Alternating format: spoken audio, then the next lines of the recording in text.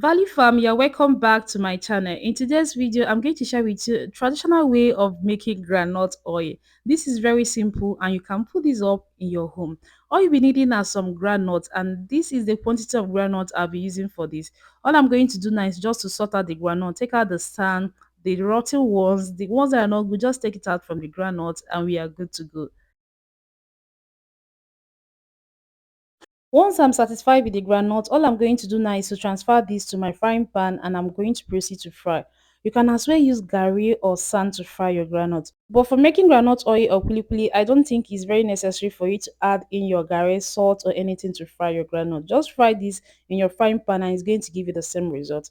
And mind you, I didn't add in salt to the groundnut because later on we are going to still season the kuli kuli with salt, sugar and the rest. So once you fry the groundnut and the back of the groundnut can come out easily like this, just know that your groundnut is ready. And this is what I'm going to do. I'm just going to remove this from the frying pan and I'll proceed to remove the back. In order not to bore you, I decided to remove the back off camera, and this is what we have. We have finished removing the back of the groundnut. I'm going to proceed now to blend this. If you don't have a strong blender, please take it to the commercial blender to blend. But because my blender is very strong, which is Butchimi's blender, I'm just going to transfer this and blend this at home. When blending, you don't need to add anything at all. Just allow your blender to blend this and it's going to produce its own oil. So I allowed this for a few minutes because I wanted this to be extra smooth. And this is what we have. Let me just show you guys. This is how this blender was able to blend this. This is a consistency you should be going for. So all I have to do now is to transfer everything to a bowl and I'm going to blend this. I didn't add all the granite at once. You can see it was really a lot of granite we are working with here. So I transferred some of this peanut butter into a container, and just like that, I've gotten for myself unadulterated peanut butter, unsalted one for that matter. So I quickly store this one in an airtight container like this. Just put on the label and keep this in the fridge. This is how to make your peanut butter. At least this is a bonus for you. If you want to make your own peanut butter with no additive, just look at this. This is how to make yours at home. So I proceeded to blend the rest of the granite or peanuts, and this is what we have. After blending, all I'm going to do now is I'm going to start stirring this with a stick. You can as well use your hand to start stirring. Just know that it is actually very warm or hot from blending, so your hands might not be tolerant to it. So I started off with the stick and add in normal room temperature water. But if that you blended this and you're not making use of it immediately, just know that the peanut is going to cool down. All you need to add is warm water to make the peanuts warm. But since we've just finished blending and we are proceeding to make our groundnut oil, go in with normal room temperature water. And as I'm adding, I am stirring this thing. Some minutes later, you can see the peanut has started producing oil and it's no longer as hot as it was when we started. So I'm going in with my hands to make this very easier. And mind you, I've already washed my hands and I'm going to be adding in this water bit by bit. Please don't just go and pour in the water all at the same time. Just add it bit by bit and just continue mixing. The water is going to help you to extract this groundnut oil. And once you can see the oil coming out, just press this down and so that the oil can actually come to the top.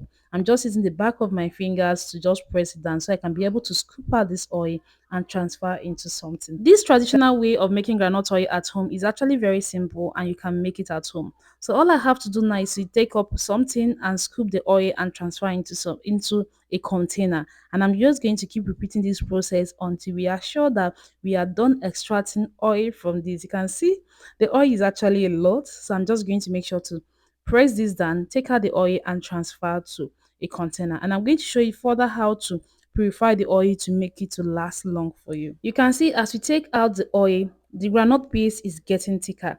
So now our bowl can go in. So I'm using this ladle to scoop out the oil. I'll make sure to take out every little part of the oil first before we proceed now to add in other ingredients to this paste.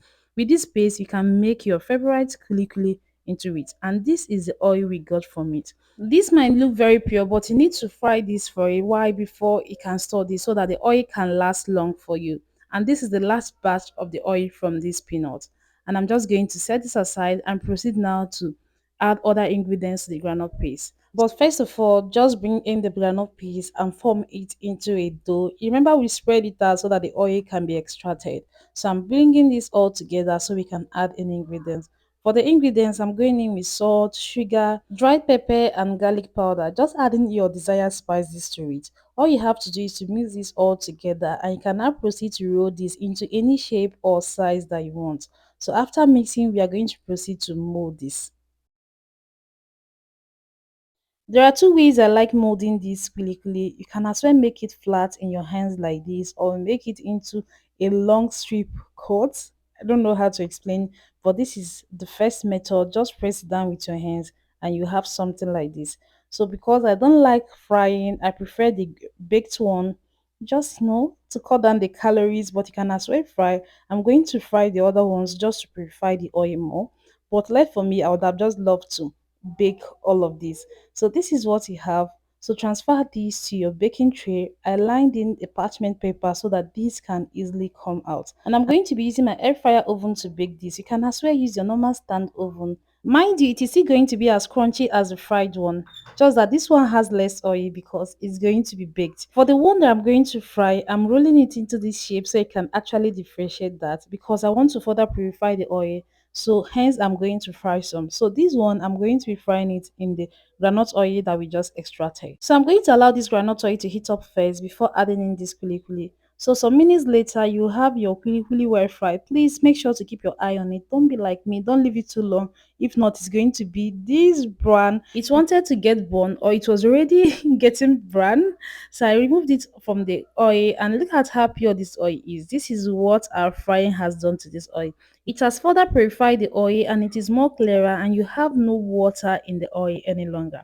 And for the one in the oven, you can see at least this one, they didn't get burned and it is ready. And this is what it looks like. This is so good. So I'm just going to remove it and we're going to transfer this to a bowl. If you have not tried the baked kuli kuli, this is a sign for you to try it. It is so good. So this is what you have. Look at that one. It's looking too brown. At least I'm not proud of that.